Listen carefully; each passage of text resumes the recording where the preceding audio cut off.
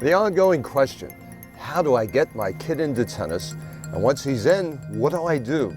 Well, professional touring coach Sandy Mittleman is going to tell you, along with some very insightful answers on how to keep your kid enjoying the game. Sandy, great to see you again. Thanks for having me. What is the right age to get a kid into tennis? I think it's pretty relevant to the kid themselves.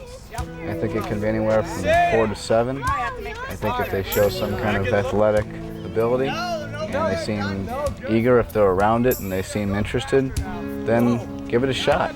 I don't think any age is really too early to try. What sports are out there that may help the kid get into tennis that are compatible with our sport of tennis? Soccer, footwork is an obvious one. Basketball for just having some feel in the hands. I actually think golf is pretty good because it takes a lot of eye-hand coordination, and obviously just anything with any kind of movement, since tennis is all about hitting in motion. What should a parent and a child look for when he's seeking out a coach, when he's seeking out a teaching professional? Somebody who keeps the class fun and energetic, because when the kids are little, it's not really about tennis, it's about having fun. And as long as they have fun, then they're gonna want to keep on being on the court. And as they get a little older, then finding the so-called right coach becomes a little bit more important at that point. The number one thing that they need to do that's above everything else is that they have to have fun and enjoy the game every step of the way. And it doesn't matter if they're going to be great, it doesn't matter how serious they are, but the moment that they stop enjoying the game and having fun out on the court is the day that they got real problems.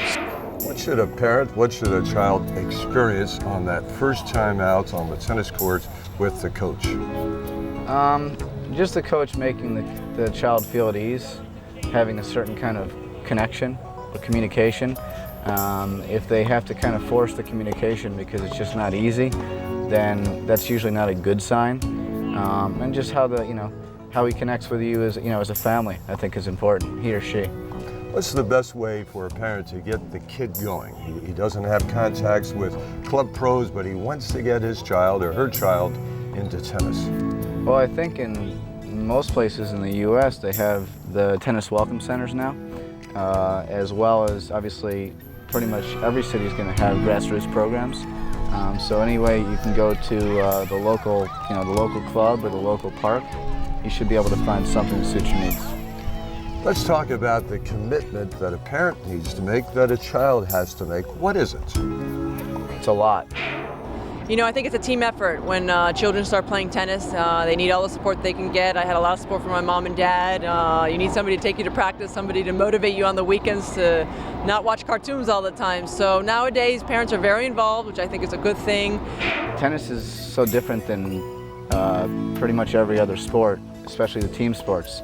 A child could be a part of a team, walk away from it, and not a lot changes, and they can come back and kind of jump in and be a part of it, and also practicing their skills a little bit. Tennis is it's an individual sport, so you have to constantly maintain your skills and constantly be working at it, because if you're not doing it, nobody else is. Advantages: group instruction, private instruction, disadvantages. Group instruction, the obvious advantage is that it's social.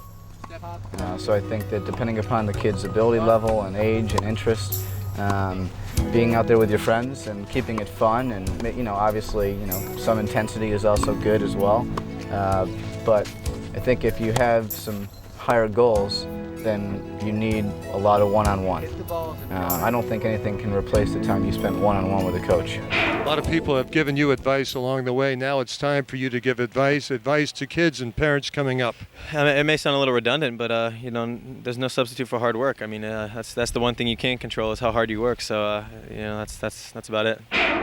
Let's talk about the amount of hours on the court as a startup player, as a high school player, then as a tournament player. How many given hours a week should someone look to that he's going to be spending to improve his game at all three levels? Well, I think that as a beginning type player, I think that you can be on the court maybe 1 hour 2 hours a week, and it's okay. And you know, if the interest picks up from there and the level goes up, then you obviously change according to level. As you get a little bit higher level into the, I don't know, high school varsity level or regional level competitively USTA, you're talking you shouldn't be on the court probably less than 7 to 10 hours a week. And as you get to, you know, the higher levels of junior tennis, the top level of your region and/or shooting for the national level and above, then I'm thinking about 3 hours a day with a day off is usually a good amount of practice, depending upon how you practice.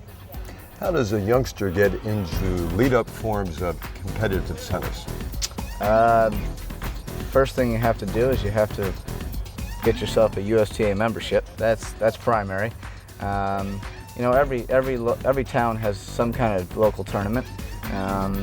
Just, you know, find a tournament in your age category, and the only thing you can do is just try to get involved, sign up, and it all starts from there. And then as you see what your level's really like competitively, you take it from there and you can build up levels slowly. Sandy, it's the American way. We want it today, maybe we want it yesterday. How do you plan for the future with a young startup player? Well, I think everything should be about goals. There should be short-term and long-term goals. One of the ways that you look at a child is it's all about development.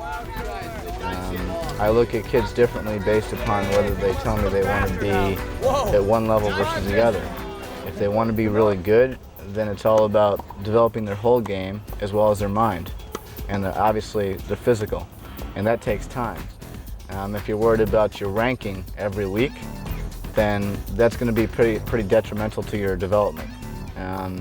One of the mistakes that juniors make is they always focus on ranking, and they focus on, you know, what friends are ranked closely to them and who's doing what, and really it takes away from what really matters, which is just getting better all the time. Well, you know, parents always want their kids to be in a group where they're always challenged and they're the weakest in the group. How do you handle that, and what's the advice? Well, when it comes to the group setting, no matter where you go, the groups are always the same. The levels may be different, but the groups always run the same. There's always the bottom half, the lowest level, there's the middle, and there's the top.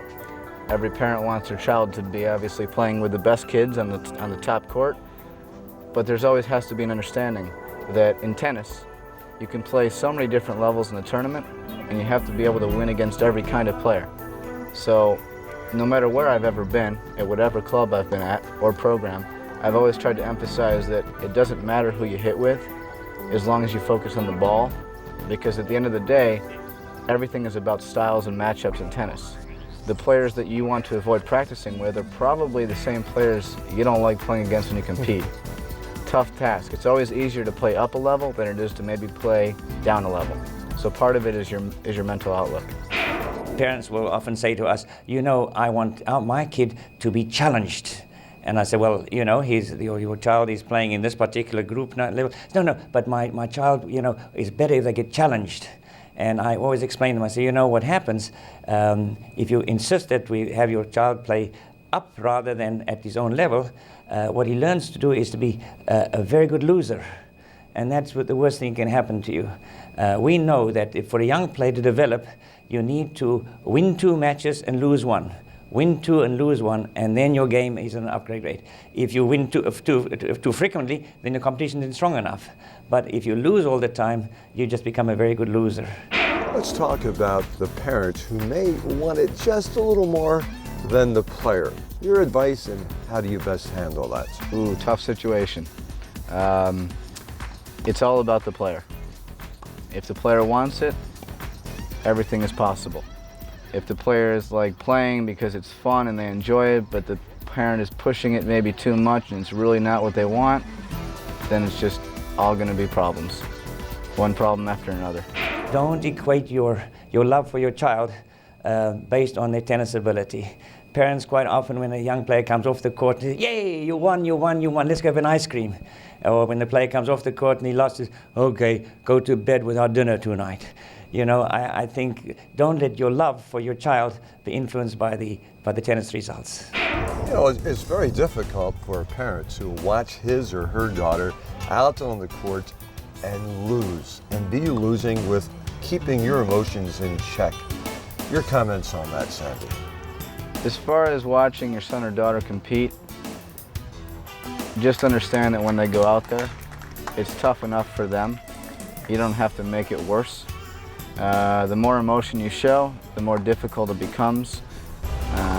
One of the things that I've always been taught as a coach is there is no expression when you watch, other than maybe a positive one at some point.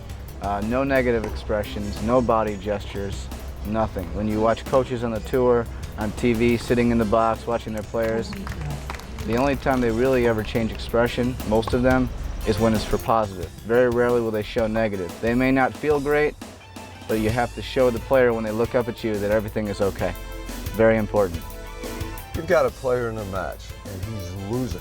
How long do you suggest that he or she stays with his or her primary game before you start to explore and make some changes? I think making changes comes in subtleties. I think you don't start with one game and then just suddenly totally change. I think you look for ways, subtle ways during the match to change. So if you're like a baseline player and you're a steady player, and that's obviously doesn't seem to be working on that particular day, it's not about just going to serve and volley when you really never do that, because that's going to be obvious to the person who never sees you serve and volley that maybe you're just lost out there and don't think you can win playing the other way. So maybe trying to take the ball a little earlier from the backcourt, maybe trying to hit an approach shot and come in. Subtle changes are always better changes, but don't wait too long. If you get a set down and it's not really that close and you haven't had opportunities to win games, maybe it's time to make a change. When a player does lose, what are you hoping a player takes out of that experience? Just understanding that it's all about getting better, knowing what happened out there, accepting the idea that they could play a good match and still lose. Most juniors come off the court and you ask them as a coach, or a parent will ask them, you know, how was the match? Oh, I played so bad. Most of the time, a coach will see the match totally different than the player. When a player can come off a court and lose a match and say, you know, I played pretty well today. You know, I was doing a lot of good things out there, and he or she just, they had all the good shots today.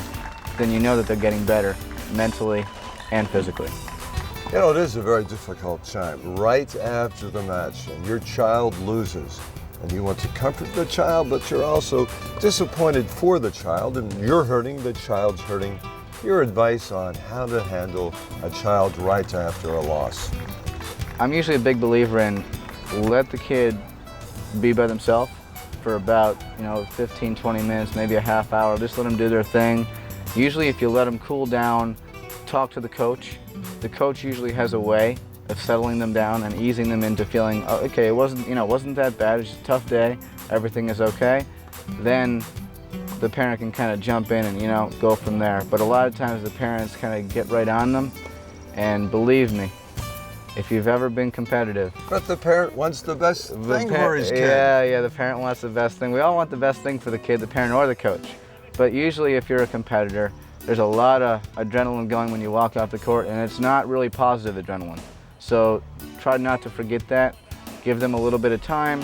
Usually let the coach handle it. That's why you pay the coach. Otherwise, the coach has no real need to be there if you can take care of everything yourself.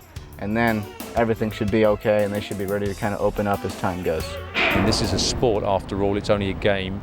It's a great game. But I think there's a lot of pressure put on parents that are desperate for their kids to succeed. And I think in a lot of ways they don't realize the damage it's doing to their kids.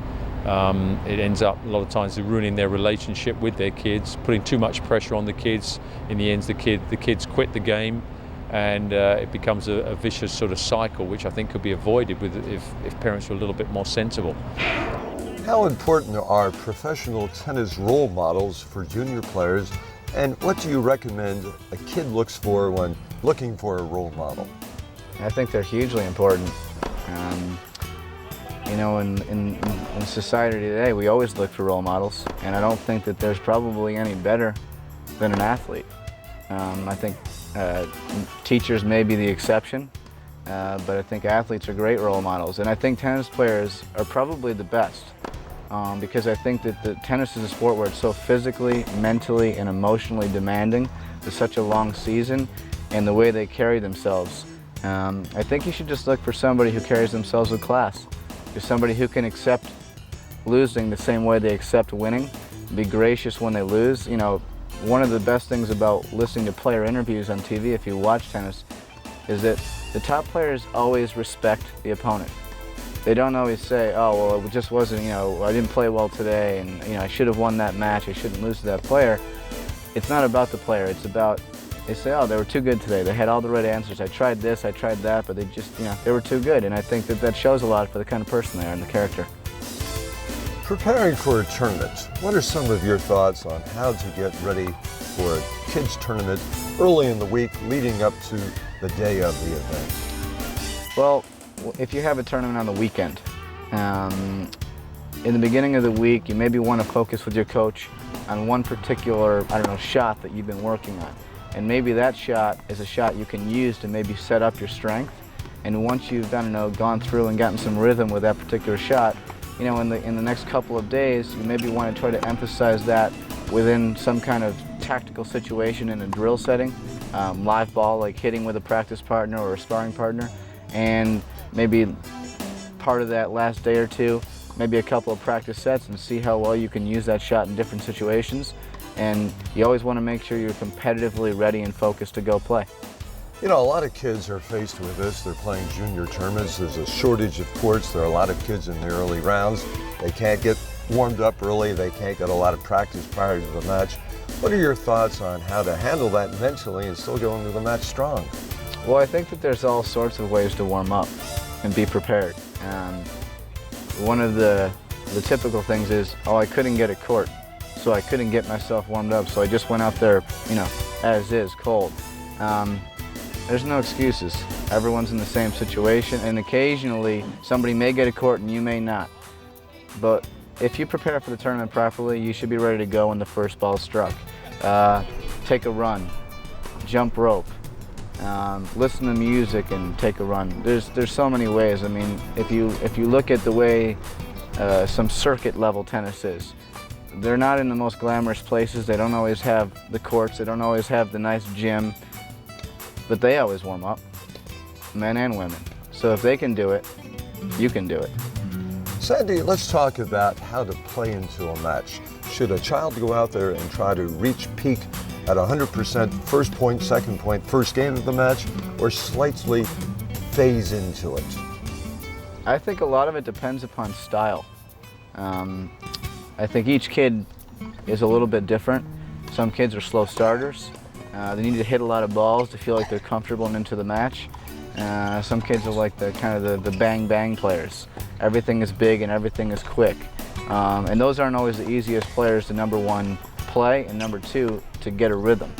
I usually think it takes the first, you know, 2, maybe 3 games with a warm-up, and you should basically be in full flight.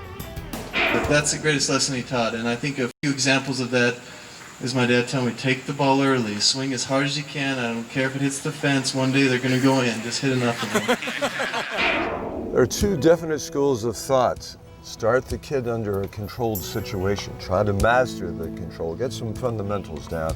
Or the other, perhaps like Agassi, go out and whack and hope that eventually they start to fall in. Your thoughts on those schools of thought? Well, I think when it comes to control versus power, I think that power comes from technique and timing. If you look at the way the game is played today, the modern game, you know, the players like, you know, Federer and Roddick and, you know, the girls, Henin and, you know, Venus, Serena, they get, their technique is basically flawless and their timing is unbelievable. It's not because like they're big and strong or, you know, I mean, if you look at Federer, he's a prime example. He uses a racket that's basically remade from the early 80s, the racket that Sampras and Courier used to use. A little bigger than a spoon. You know, and 90 square inch head. And I know that everybody watched him play and he's got no problem with speed. Everything is racket speed and timing. I think that that's not something you can always teach. I think that's something a lot of kids and a lot of young players maybe have. There's a difference between trying to hit a ball hard and just naturally being able to do it. I think that getting speed in the beginning is important, because I think you can always learn to try to control it and adapt. But if you just have control in the beginning, it's not always easy to develop the power later. Sandy, there certainly are a lot of personalities in junior tennis. When you're playing a match, how can you avoid getting hung up playing that personality? Well, tennis is all about styles and matchups, as I said before, and if you can just somehow learn to play the ball and not worry so much about the person and the way they play. So many times in juniors, the kids start looking at the draw, like the day comes out, oh, I gotta, my friend is playing in, I play my friend in this round, or so-and-so is playing so-and-so, or oh my gosh, I gotta play the second seed or third seed first round. The bottom line is, to win the tournament, you're gonna have to win 5 matches in a 32 draw, and it doesn't matter who you play. It's probably easier to beat a seed in the beginning.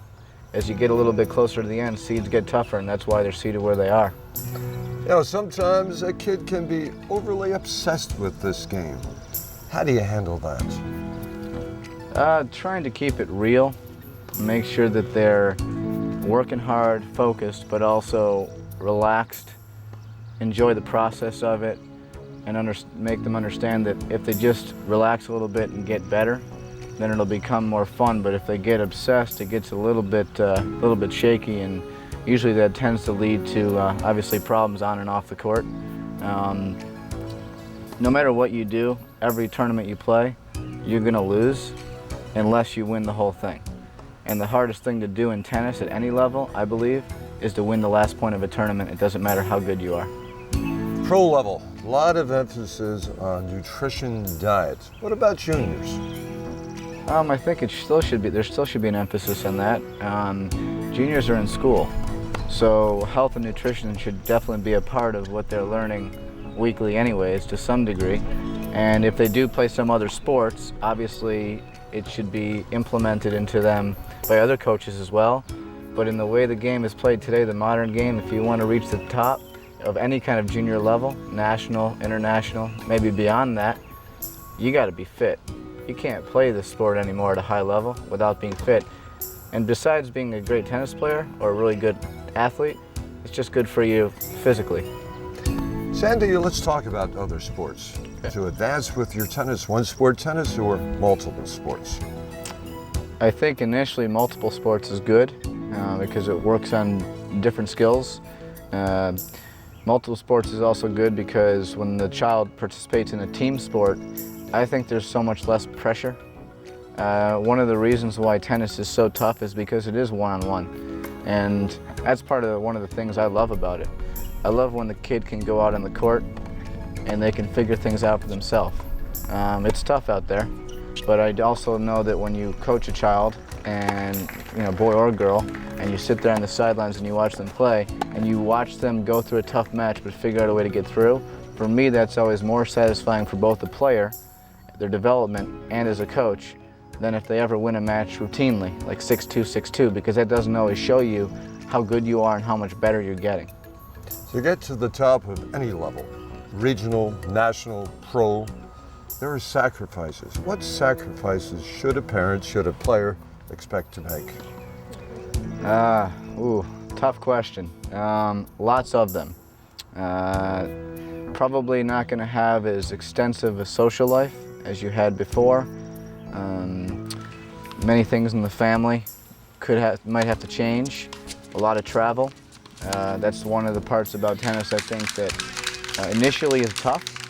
Obviously the finance, but initially the travel is tough. It wears on the player, it wears on the parents. If you have a couple of kids in the family, being separated the whole family so that the child can go out there and compete, because nowadays you have to play a lot to be successful. You can't play a small amount and be successful. So definitely that, and just being so goal-oriented and so ambitious and so driven. Tennis is a sport where there really is no off-season if you want to reach the highest levels. If you're a national level player, the tournaments become more than just a weekend. It becomes a week-long nationals. If you're playing super nationals, and then obviously as well as if you do strive for the ITF level, international level, now you're talking about not only just traveling time zones, but you're traveling in and out of the country fairly frequently. So you have to get used to a lot of different changes. Certainly one of the goals of many high school players is to play college tennis. How does one go to find a college scholarship? Ooh. Most of the time the coach you might work with will have either maybe played some form of college tennis themselves, men or women, or obviously have some kind of connection in like local areas to coaches. But there are actually also people out there now who run businesses as far as helping students make connections to coaches. But start the process early, because there's a lot of stress with a child with preparing to try to look for schools and all the different things you have to do, like visit them and meet coaches and things of that nature, and there's tournaments to play, and there's exams to study for in school, SATs to prepare for. So there's a whole lot of, it's not as simple as I'm going to go try to find myself a scholarship. And there's also things to consider, like where do you want to go to school? How big do you want the school to be? How important is the level of your tennis when you actually do go? Obviously, all sorts of, obviously there's every level, from the, the D3 level to the D2 and the top of D1. But I think a lot of it has to do with how important it is for you to actually play a high level of tennis when you actually get there. If it's just a way for you to get into school, play a little bit, have a really good education, then it takes a little bit more pressure off. But when you're working for the top levels, then there's a lot more things to consider. What about the kid that's right on the bubble? College or pro? Your thoughts? I think the difference between being ready to go on a scholarship somewhere or consider turning pro, or trying to play the pro circuit and make it to either the ATP or WTA levels, a lot of it comes down to maturity. It's maybe not so much their game. Maybe physically their game is, adequate to at least start and give it a shot. But the difference between being at the top of the sport and staying there has very little to do with the physical part. A lot of it is just the mental and emotional part. And you look at the players in the top of the sport in today's game, and they're so mentally tough, and that's the reason why they stay there, and part of the reason why they get there. Sandy, you've had a chance to work with several Slam champions, one of them, Jennifer Capriati. What is the common denominator of these champions? Well, in my time the couple times I spent hitting with Jennifer, they're just hungry and they work hard. I think all the players at the top have the skill. A lot of it is just their mental outlook, and I think primarily how they approach the important points. Because at the top level, pretty much the only thing that separates each player is a couple points here and there each match. Very few matches that are blowouts at the top level. And oftentimes, if you do look at the match stats, which many people don't, many matches that the score would say the match is not close, the statistics would say otherwise. But that comes down to the important points. There's such an emphasis in junior tennis on playing singles. Your thoughts on playing doubles and what can it do for your singles game? I'm a huge fan of doubles. When I played junior tennis growing up in the East, there was a lot of doubles play. Doubles is a huge help to your singles game for many reasons. One, it emphasizes serve, return, two probably most important shots in the sport, and probably the two that are least practiced, especially in developmental programs. It also emphasizes movement forward and side to side coming up to the net.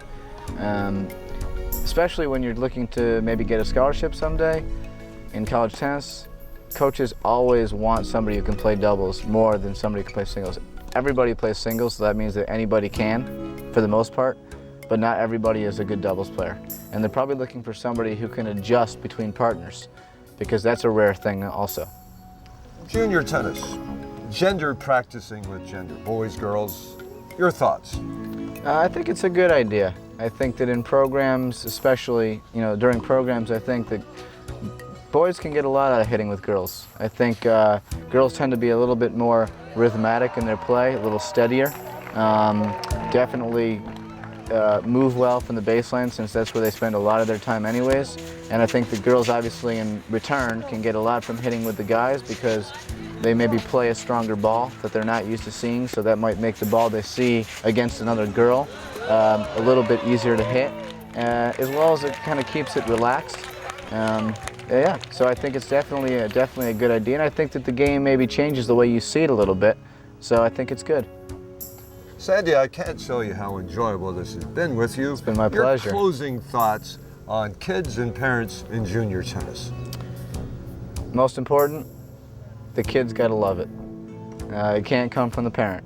The parent's there for basically 3 reasons: to be a emotional support, an obvious financial support, and to be the driver. Other than that, the kid's gotta want to play. If the kid wants to play, everybody will be happy. If the kid's being pushed and they really don't, and they really want to fight it, there's gonna be a lot of problems, and it won't be as enjoyable.